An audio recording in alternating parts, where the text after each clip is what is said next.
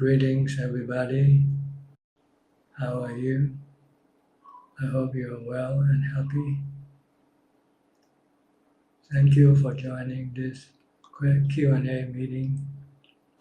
If you have any question, please send them in now. If this is your first time, please let me know where you come from. How is the audio? Can you hear me all right? I will begin with reading the first comment. Gimbun Chu, Satu Satu. Afternoon, Ajahn. Tony, Satu. Hui Hong Lo, Satu.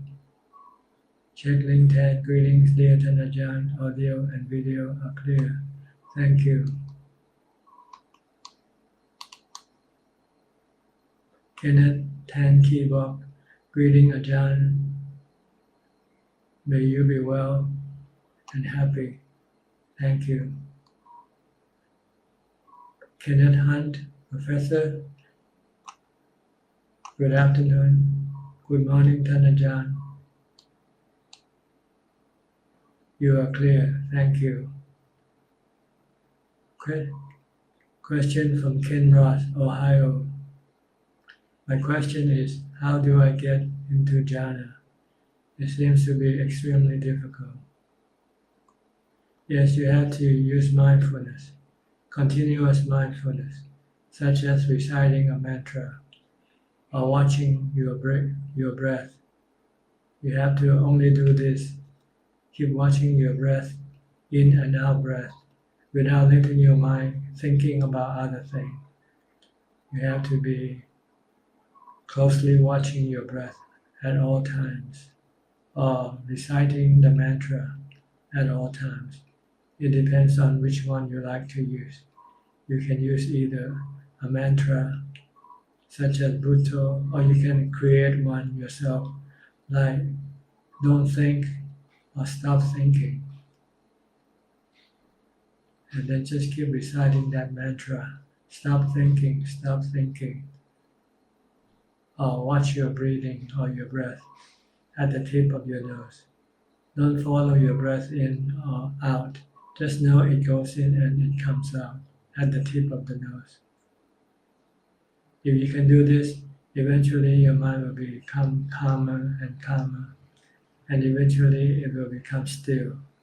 That's when you get into jhana. It's very simple. It's difficult because you're not used to focus on something for a long time. Your span of attention is very brief. So that's why you find it difficult to get into jhana. You have to expand your span of attention to become continuous for at least 10 minutes or so if you can. Then the mind can become still and enter into jhana. Patty Pramsuwong, Namaskaran with my respect, Ajahn. Reading from Bangkok, sound and video are clear. Thank you. Suan Lin Yong from Singapore. Thank you. Walaiporn, Gram Namaskaran, Ajahn from Bangkok. Thank you. Terence T.H. Lee, hi Ajahn. Greetings from Singapore. Thanks for your time in teaching the Dhamma. You're welcome. Kwan Patum Napa, Satu Satu. Thank you. Christine Kutkowski. Hello dear Ajahn. Why does the mind have to feel the pain of the body?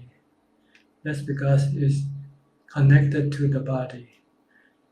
The mind sends its streams of consciousness or awareness to attach to the 5 parts of the body, namely the eyes, ears, nose, tongue, and body, in order to receive the sensual objects such as the images, the sound, the taste, the smell, and and the thing that come into contact with the body.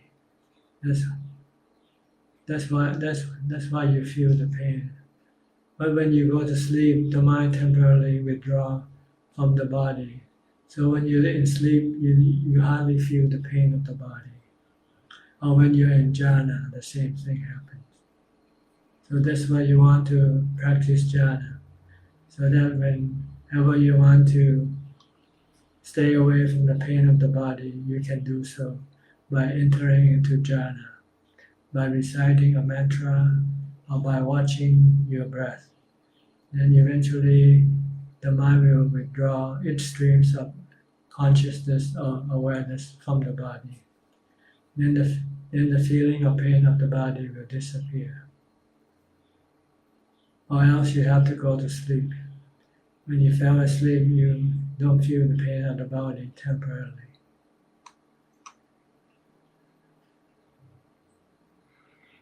Question from Lan. My marriage has been going downhill since last year with many stiff conflicts due to poor communication skills and lack of situational awareness. I tend to trigger his anger, although I come with well intention. I feel very negative due to proliferating bad thoughts, and as a result, suicidal thoughts also surface. There is a persistent mental image of a dagger in my hand to be plunged into my chest, and this image has been following me since young, and it gets triggered when I am feeling sad. Would like to seek Ajahn advice on this. Well, this is the problem with not being able to stop these images, not being able to stop these thoughts from arising. That's because there is not enough mindfulness, that's all, not enough sati. So you need to generate more mindfulness by reciting the mantra. Stop thinking, stop thinking, stop thinking. Or don't think, or Bhutto, Bhutto, or do some chanting such as Iti Piso Bhagava Araham Samma Sambuddho. This will occupy your thoughts, your mind, and prevent your mind from thinking about negative thoughts. You have to be persistent in doing this. If you keep doing it, eventually the strength of your bad thoughts will diminish and will disappear. And then you can control your mind not to think about negative thoughts. Should you start to rethink about negative thought again, then you start reciting the mantra again. This one you have to keep doing. Every time you have bad thoughts, you should start thinking of the mantra. Then your negative or bad thoughts will not be able to appear. If it appears, it will eventually diminish and disappear by the strength of your mantra. So you have to be persistent. You have to work hard on your mantra. This is the only way to save your mind, yourself from bad thoughts. Right now your thoughts are running rampant without any control, without any mindfulness. Once you start to have mindfulness, then you can control your thoughts. Only allow good thoughts to disappear, to appear, and eliminate all the bad thoughts from your mind.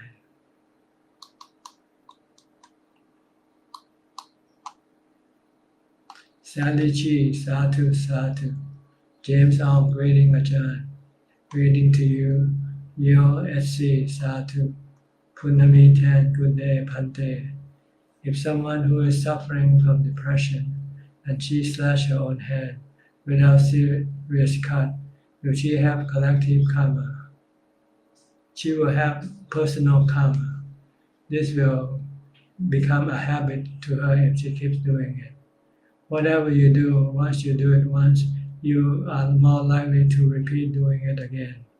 The same way, if you stop, then the likelihood of not doing it the next time is more. So every time you want to do something bad you should stop doing it. And after a while, this habit of doing bad thing to yourself will stop eventually. Everything we do become a habit. It will keep. The more you do it, it will be the stronger the habit becomes. So the less you do, then the weaker the habit becomes. And if you don't do anything at all, then that habit will no longer appear.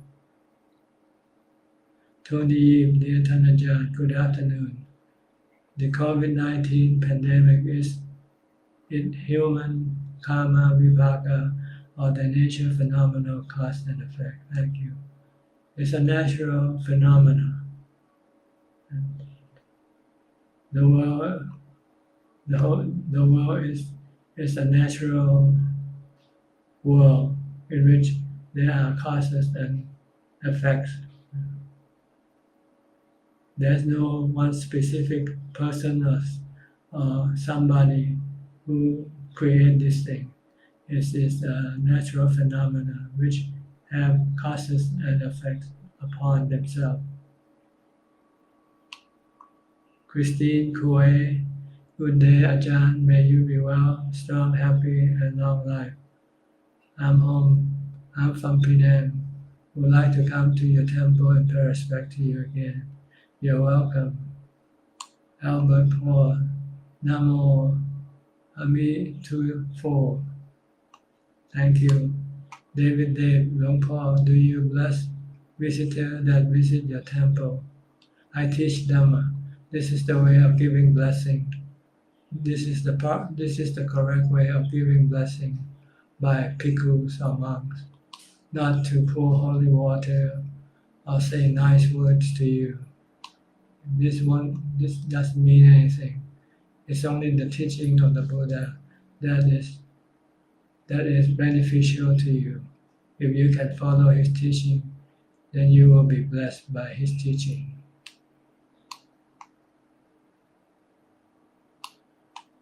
Be Lim, Sukiho to Ajahn, Sadhu, Sadhu. Lim Kwang, Ajahn, how to sustain the jhana, very fast it ends. You have to increase the strength of your mindfulness by constantly being mindful while you are not in jhana. When you come out of jhana, you have to start regenerating your mindfulness by being mindful with whatever you are doing with your body, or be reciting a mantra. It can be Buddha or it can be something else if you like. Keep reciting the mantra, then your mind will have more mindfulness.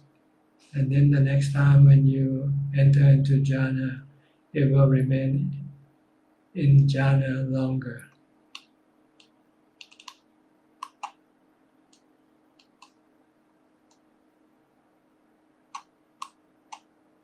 Paul Westbury, hello Ajahn, it's good to see you.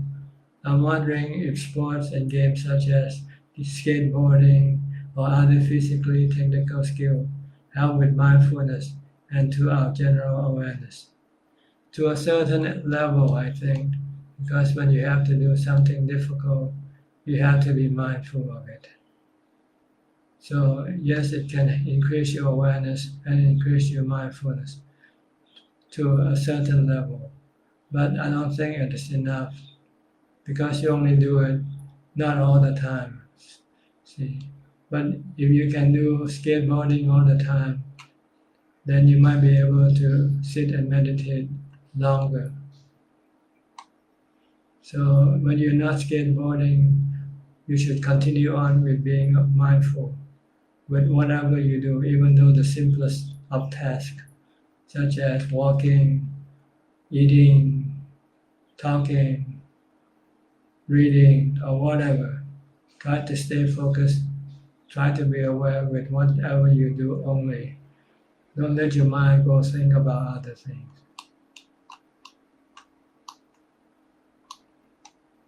Kim Bunchu, Satu Satu, Sunny Linkage, good day Ajahn, Suchart, straight, strong, healthy, happy, safe and peaceful. So we get to listen to your Dhamma, Satu Satu. Thank you.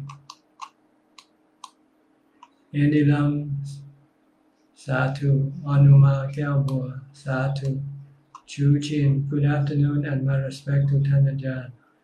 I am from Malaysia, happy to be in your channel again. Thank you for coming in, for joining us. If you have any question, you can send them in now. Sandy Lai, Satu, Terence T.H. Lee, Hi Ajahn, if a person has both intelligence and wisdom, why another has only wisdom, but both practices diligently on the Dhamma path? Which one will have better achievement in terms of attaining enlightenment? Both will have the same ability to achieve enlightenment. But the one with intelligence might be able to teach other people more than another person without the intelligence. Because you can use intelligence to apply the wisdom to spread the wisdom of the Dhamma to other people. If you don't have intelligence, then you won't know how to explain the Dhamma to other people clearly. I think this is what I think. I could be wrong. That's why different Ajahn have different ability to teach. Some Ajahn has a lot of knowledge of the world, so he is more able to teach the Dhamma than another Ajahn who doesn't have much knowledge of the world. But in terms of enlightenment, it's the same. If both see the Four Noble Truths, the three characteristics, then both have the same chance of attaining enlightenment.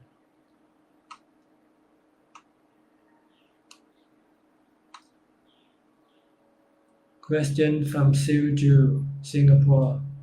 What is the best way to lead a monastic life? Learn meditation from him and hopefully attain at least jhana of 1 for a year. In this COVID situation, I am female, so I don't think I can ordain in Thailand. What is the best way to lead a monastic life? Learn meditation. You just have to find a monastery somewhere who has an enlightened teacher to stay with and practice with for 1 year. It could be anywhere in the world. But this is what you need, a quiet environment and a good and an enlightened teacher. And yourself with commitment to do only the practice and nothing else. Chai Heng, good afternoon Bante. Can I practice meditation at home without going to a retreat and without the actual personal guidance of a teacher or monk? Yes, you can do it. But sometimes you need a guidance if you have questions.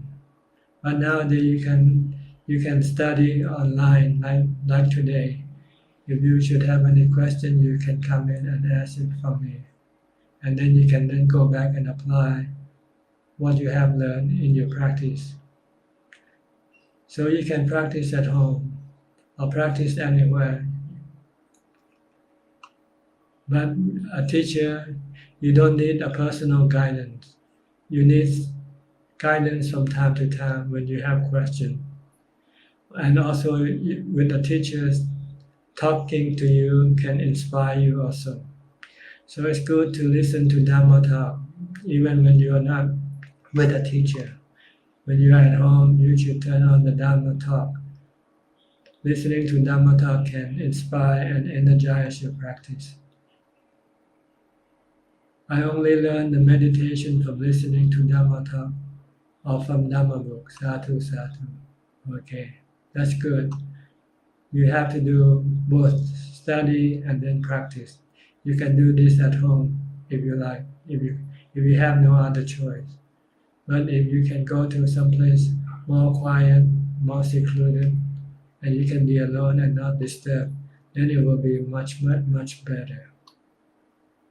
Chu Chin, dear Ajahn, why is it that when I meditate, I am able to be in a calm state rather quickly once I sit, but after half an hour pass, I am unable to be in a calm state anymore? That's because you lost your mindfulness. The strength of your mindfulness could only last for half an hour. So once that half an hour passed, you don't have enough mindfulness to continue on focusing on your meditation object anymore. So your thoughts start to think, and then you feel like getting up. So the way to do it is to increase more mindfulness. When you're not sitting, when you come out of your meditation, you should continue on with developing mindfulness. Be mindful at every movement of your body. Keep reciting the mantra. And then the next time when you sit, you'll find that you can sit much longer.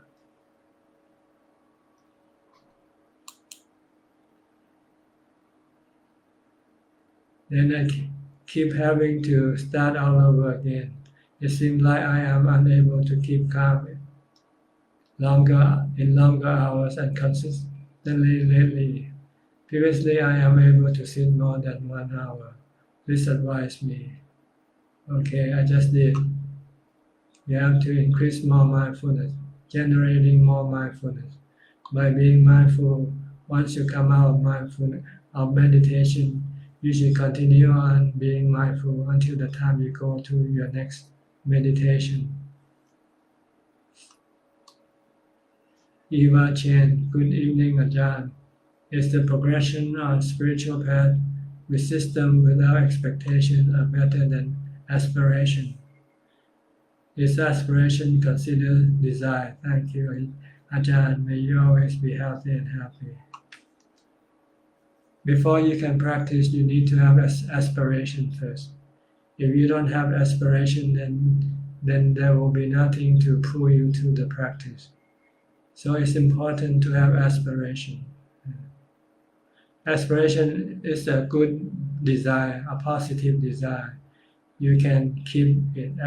You should desire to practice, to study the teaching, to be mindful, to practice dana, to practice sila, and to practice bhavana. You need to have aspiration before you can do them. So the aspiration is a good desire that you should foster. You should keep developing it. Keep desiring for good practice, for practicing the Dhamma.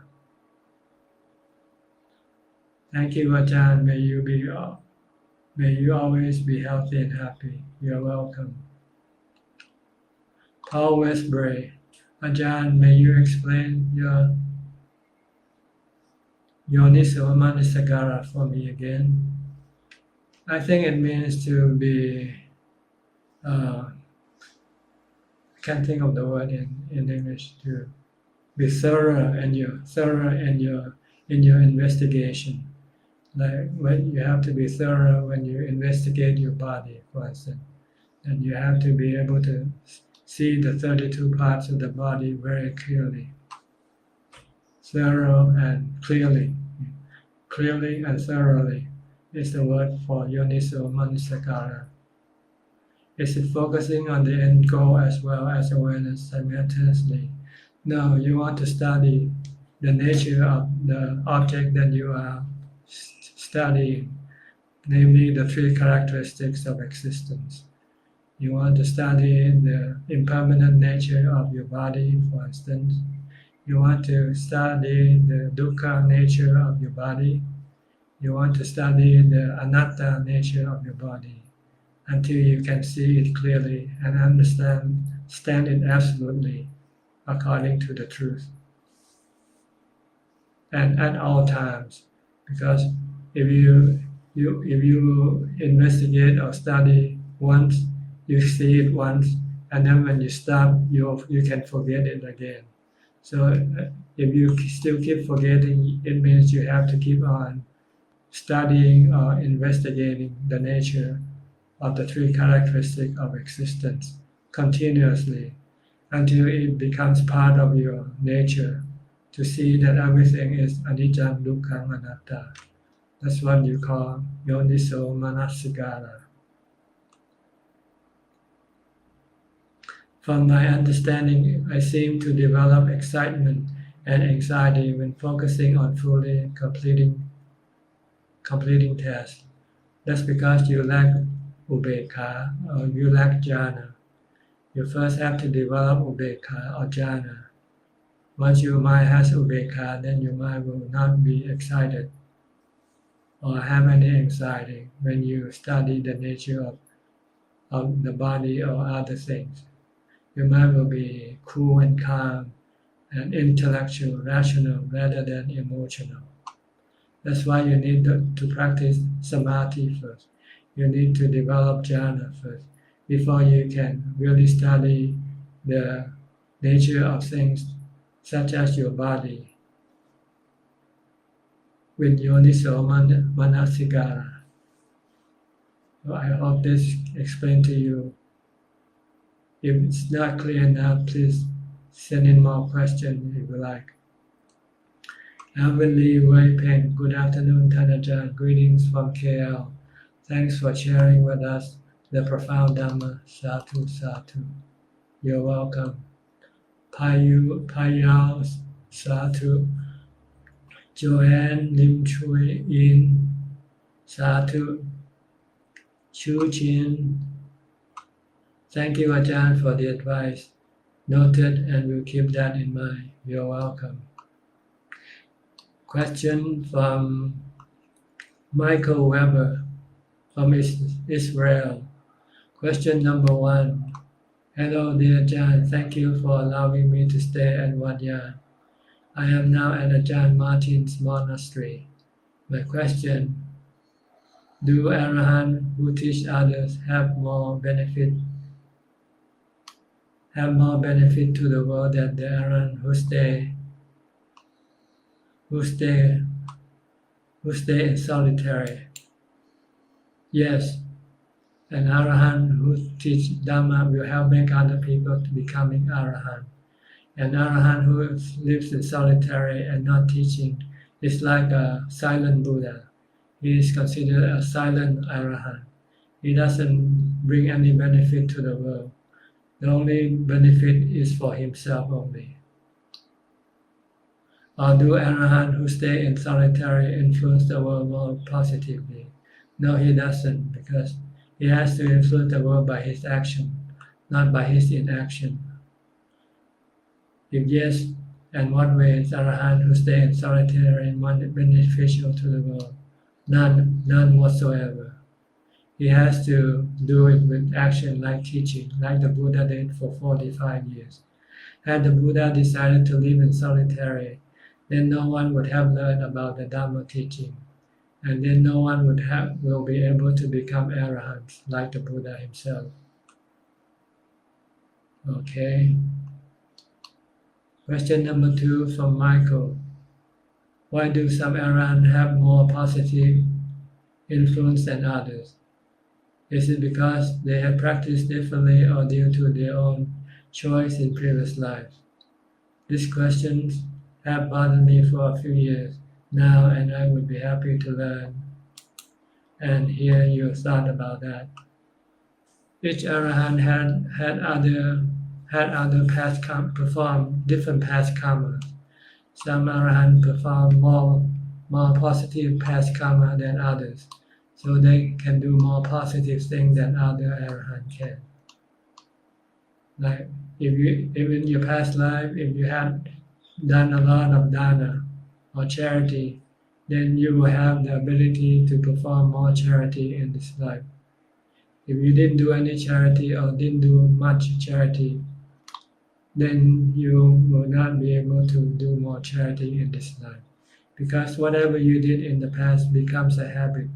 It becomes easy for you to do, and you tend to do what is easy for you to do. What is not easy for you to do, you will not do it. So this depends on your past life. How much you have uh, accumulated the different type of perfection, such as loving kindness, metta, dana, charity, or wisdom. So this action will affect what you will do in this lifetime. That's why we have different types of arahants. Some arahants do a lot of teaching, and some don't do any teaching at all. Some arahants do a lot of charity and not much teaching. So it depends on his or her preference, which was influenced by their past lives, by their past life karma. That's why we people are different. See? Sometimes we are more charitable than others. Sometimes we are more morally upright than others. Sometimes we are more easily practice. We can easily practice meditation than others. These are some of the qualities that will accompany you from your past lives. If you used to be efficient or proficient in sport, you will be doing sport in this life. If you are proficient in music, you will become a musician in this lifetime.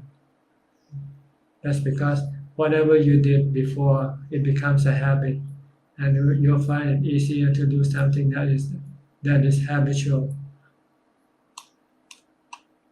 I hope this will explain enough for the difference of why different arahant will do different things, not the same.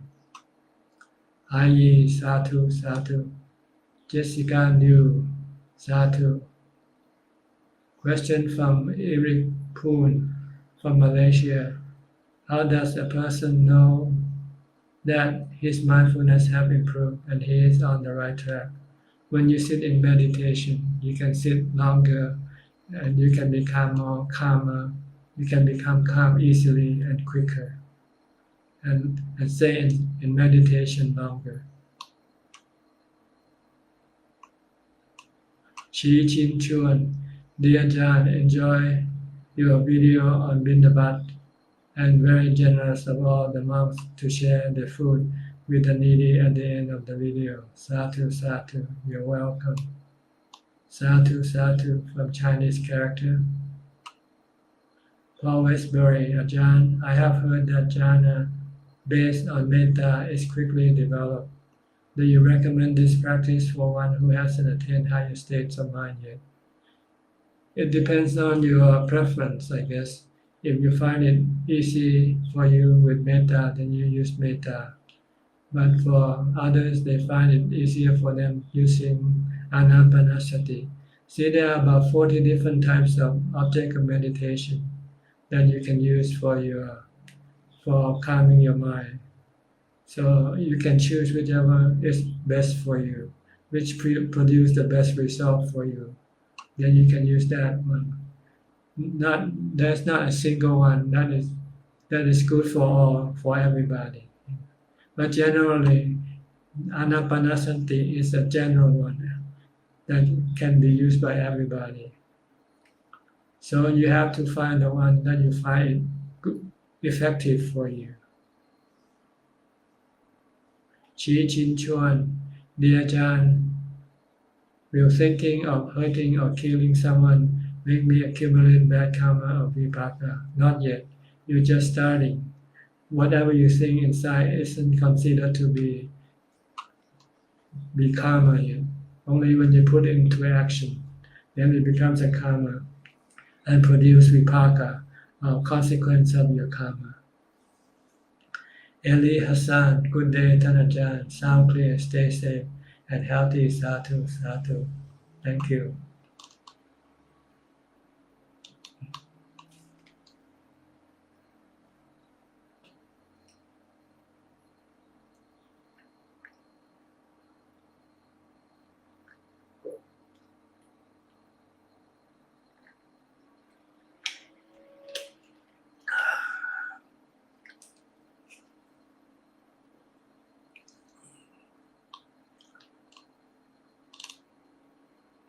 Okay. Next, Hemlata M. Ajahn, good Ajahn, doing what is beneficial for one and being selfish, what is different? Uh, the difference is that you do something beneficial for you because it is necessary for you to do, like eating and taking care of your body. This is doing beneficial for yourself. This is not considered to be really selfish. It is selfish, but it is a necessity you have to do. But to be selfish really means that to do anything more than that, then one can be considered selfish instead of doing something for others. Once you have look after your body, then you should do something for others also. If the time comes for you to do, then you should not ignore it. That's why. Sometimes people need help and you can help and you're not helping. Instead, you would rather sit and watch TV. Then this is something we call selfish.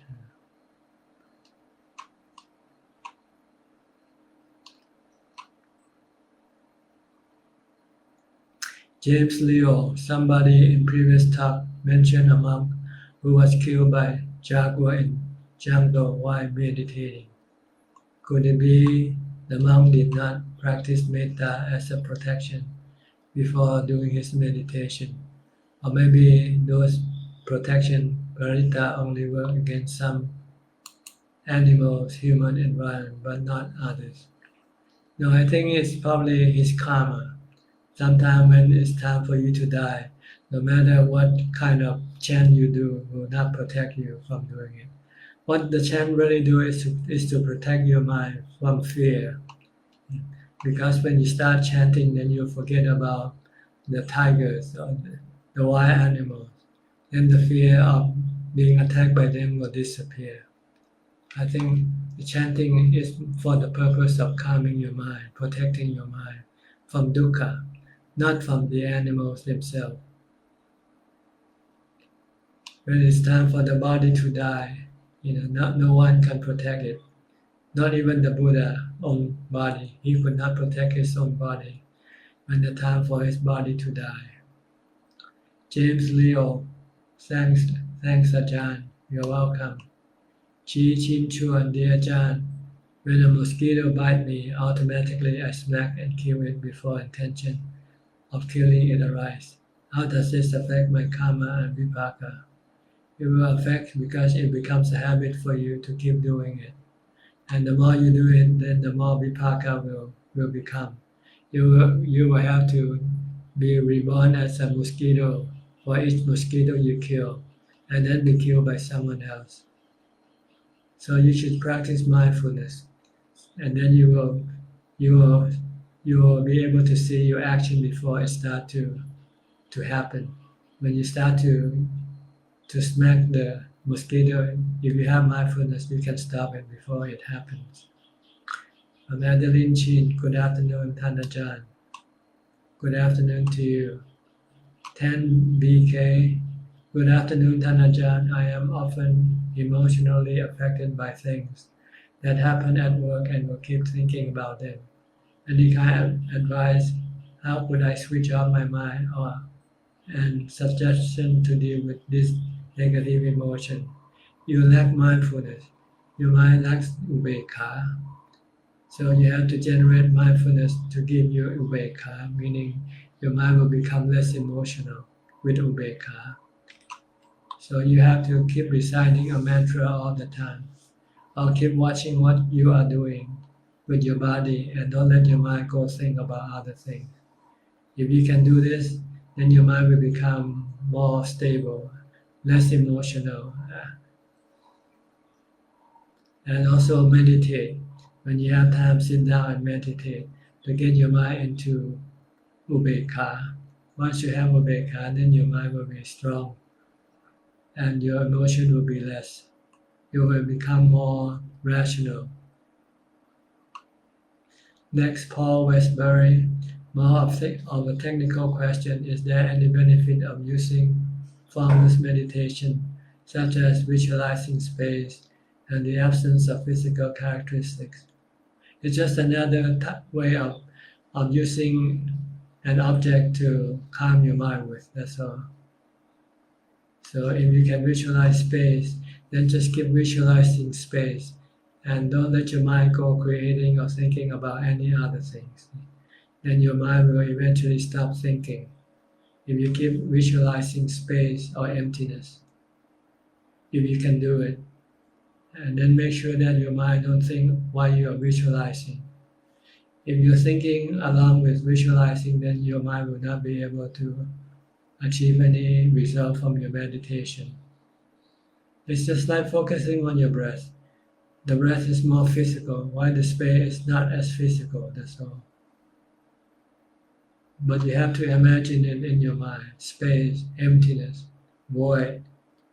Keep generating that void or that space image in your mind. Then you will not be able to think about other things. This can also help calm your mind when you meditate. Eva Chen, dear Ajahn, sometimes during night time, I have an insomnia. It's a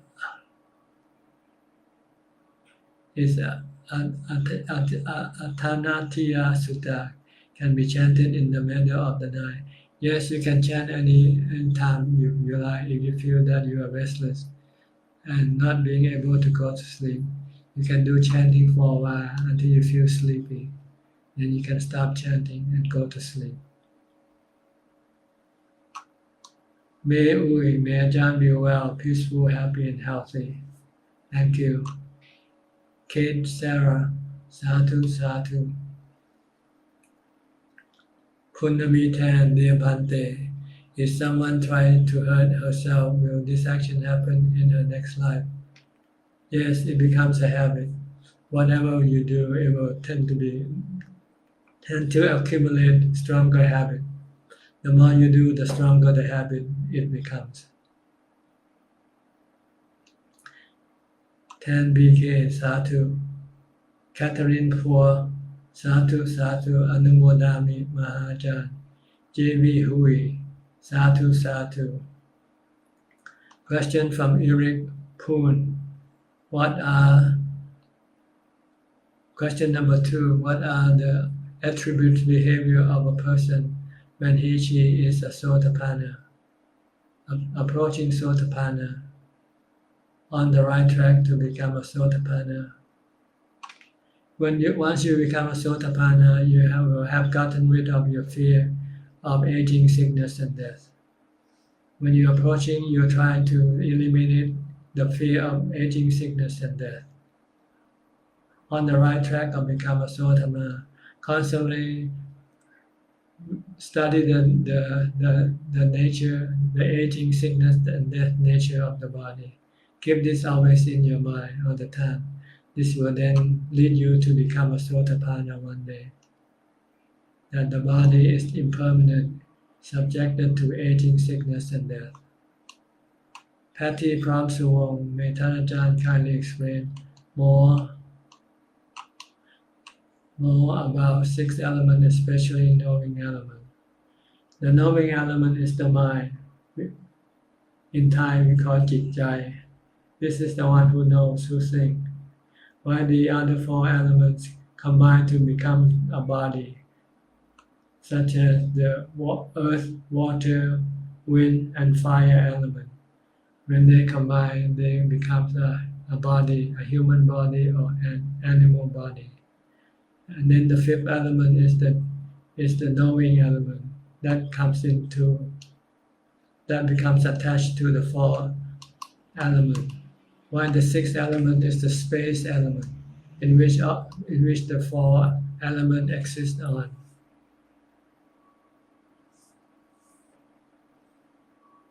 Te Tin Nun. Hello Bhante, I have strong feeling of sloth and torpor, and it irritates me to fight it. How can I overcome this hindrance? You have to moderate your eating. Only eat just enough to get rid of your hunger. Try not to eat to fill your stomach up. Just just try to eat just to get rid of your hunger. That's all. When you feel you're no longer hungry, then you should stop eating. If you're not sure how to do it, then you can use measurement. Like if you used to eat a full meal, you should try to reduce it to half. Or if you used to eat 3 times a day, then only eat twice a day, not after midday, for instance. Then you can get rid of your torpor and sloth. Eva Chen, Anumodami Ajahn, thank you very much. You're welcome.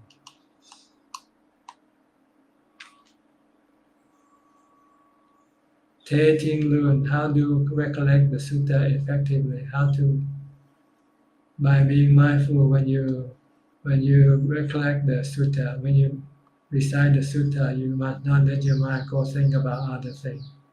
Keep reciting the sutta only. Don't let your mind think about other things at the same time. Then it will be effective. It will calm your mind and give you more mindfulness. Question number 3 from Eric Poon. Is jhana a must for one to become a sotapanna? Yes. Every level of enlightenment needs the support of jhana, the fourth jhana or ubekha. You need equanimity or ubekha in order for you to stop your cravings, your desire. Without equanimity, you cannot stop your desire. If not, what level of concentration a person needs to have it to become a sotapanna? Thank you. Yes, no, you need to have the fourth jhana and have strong ubekha, not just once. You have to be able to enter into the fourth jhana all the time, and when you come out, your mind remain in equanimity. Then you can apply the wisdom to stop your desire of clinging to your body and your feeling. Then you can become a sotapanna. Paul Westbury. Ajahn, can I develop lightness of the body with the earth element as a supplement to my anapana practice? I'm not sure. You can try it. I don't know. I never tried before. Because it sounds opposite. The earth element is usually considered to be heavy, not light. So I'm not sure if you can use the earth element as a supplement to your anapana practice or not. And I don't know how you do it either. Sorry, Paul. Cannot answer this question. All right. J.V. Hu, dear Bhante, what is the easy way to talk about Dhamma to our parents and loved ones when they are ready to listen? When they are not ready to listen, then it's hard to talk about Dhamma. But once they want to listen, then it is easy. So you have to wait until they are ready for it. If they are not, then there's nothing you can do about it. Hokkien Teo, Satu Satu. Terence T.H. Lee, hi, Tanajan. When should one contemplate on death? If someone has a constant worry of losing someone in this life, should he contemplate on death? Thanks. It depends on whether you can do it or not. Because sometimes you're so afraid of death, you don't even want to think about it. You have aversion for death. If you have aversion for death, then it's not possible to contemplate on death. It's only when your mind welcomes death, ready to accept death, then you can keep contemplating on death. How do you make your mind ready to accommodate death? You have to make your mind neutral. You have to make your mind to have equanimity. So you have to practice samadhi first until your mind becomes neutral. Then it will be ready to accommodate death. Then you can keep contemplating on death to remind yourself not to forget, to accept death when it comes.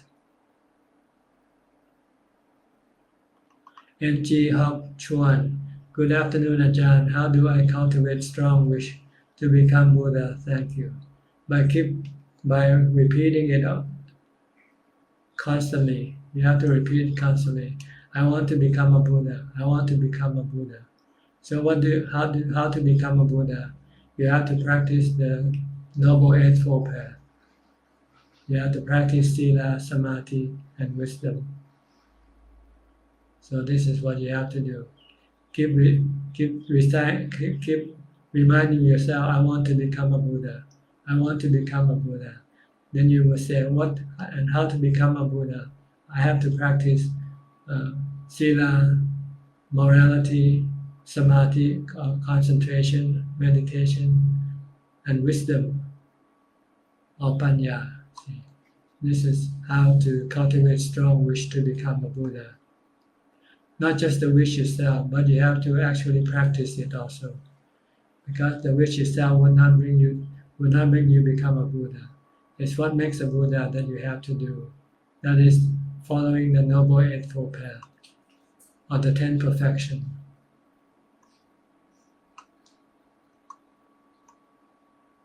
Question from Chi Lee.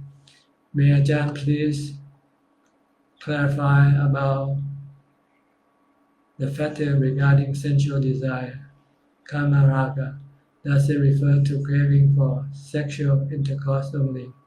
No, it refers to all types of, but I think in this case, principally it refers to sexual intercourse. That's why you have to contemplate on the asupa, which is the unpleasant aspect of the body, such as the body when it becomes a corpse, or the inner parts of the body that you have to see, such as the skeleton and all the organs. This will then stop your desire for sexual intercourse. But it also means you also have to stop your desire for other sensual objects also. But principally in this regard is the sexual intercourse we speak about. Because once you can stop the sexual intercourse, then all the other types of sensual object no longer become a problem, because you can get rid of them easily. The hardest one is the sexual intercourse.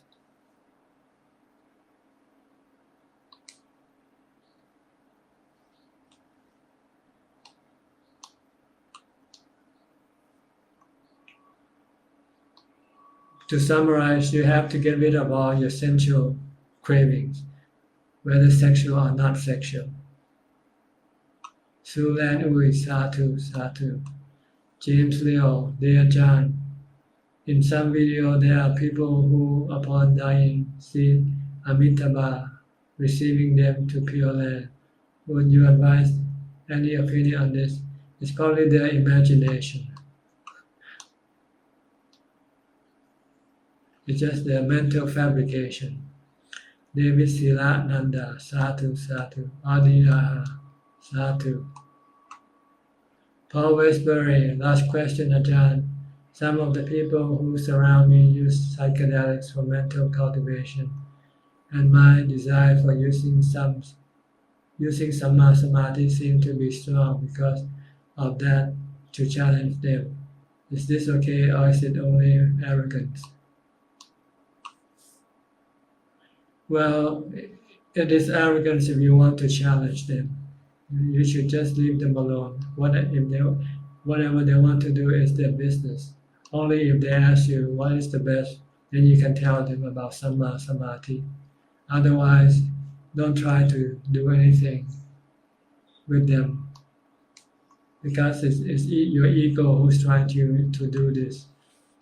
So you only do it out of compassion, out of request, but you don't do it because you want to show that you're smarter than somebody else.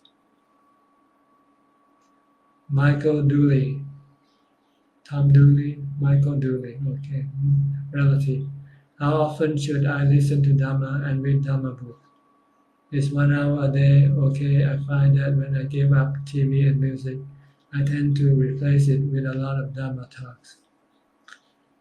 It depends on what you do besides listening to Dhamma. If you practice Dhamma all day long, then listening to Dhamma an hour a day is probably enough.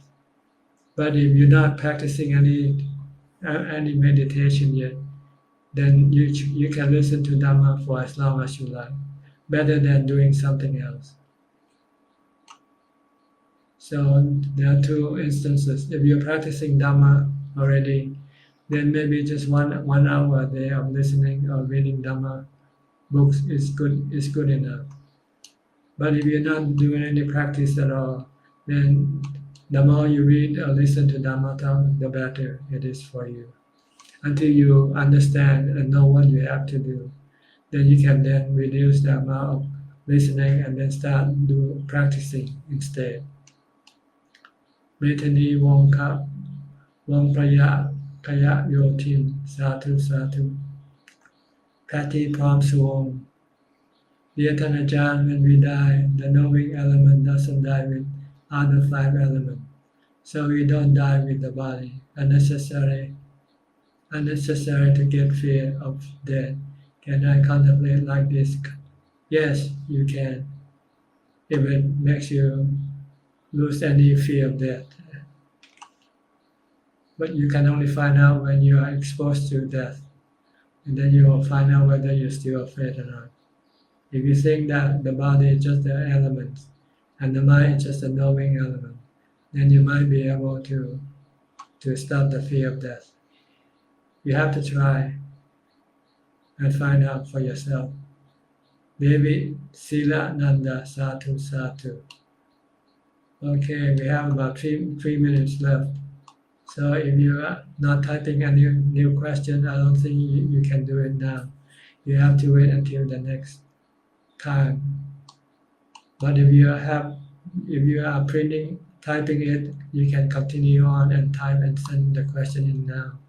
I have about 2.5 minutes left with this meeting. James Leo, the Ajahn installed as the Naga that surrounded the Buddha's body to protect him from the thunderstorm. Is it fairy tale or some power of Buddha? I'm not sure. I don't know. I'm sorry. It's not important really. Jolan Louis, Satu Satu. Kim Mature, Satu.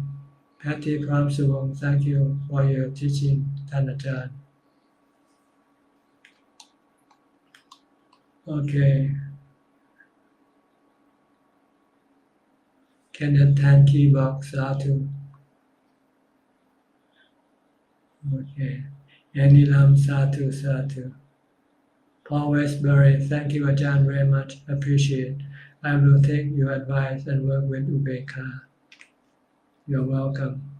All right, folks. Thanks very much for your participation with today's meeting. I hope you can benefit from it and help you advance in your practice. In the meantime, please stay safe, stay mindful, and keep on practicing. And if all goes well, I'll see you again next week at the same time, more or less. Thank you and goodbye.